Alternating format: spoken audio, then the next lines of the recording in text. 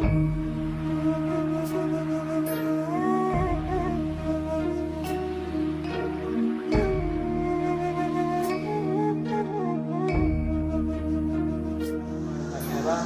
Sulu tegaskan bahwa pelaksanaan ibadah sholat Jumat tetap dilaksanakan di dalam masjid untuk kami mengajak pada masyarakat.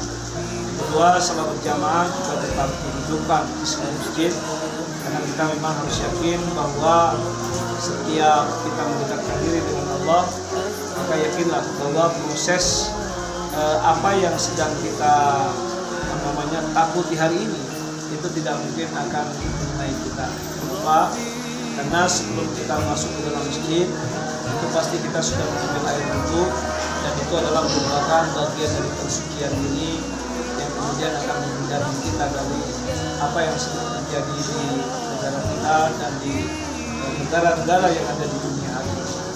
Cuma saja memang ada untuk selalu melakukan ibadah sholat berjamaah, melakukan ibadah sholat Jumat sesuai dengan waktu yang telah ditentukan. Terima kasih.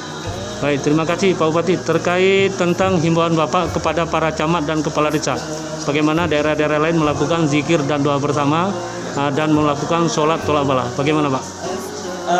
Ini juga kami berharap kepada seluruh aparatur pemerintah dari kabupaten, kecamatan sampai ke desa-desa, agar kita bisa mengajak seluruh elemen masyarakat untuk bisa mendekatkan diri kepada Allah melalui ibadah sholat, zikir berjamaah.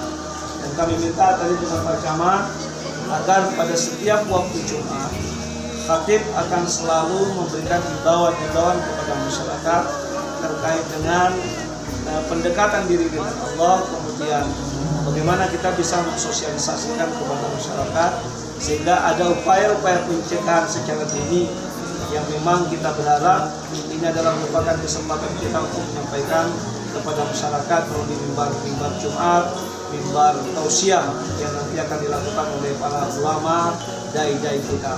Maka dari itu kami minta kepada para camat, kemudian kepala desa untuk bisa berkomunikasi dengan para ustadz kita agar setiap forum-forum mimbar-mimbar agama itu sekaligus dijadikan sebagai sarana komunikasi, sarana sosialisasi kepada masyarakat kita.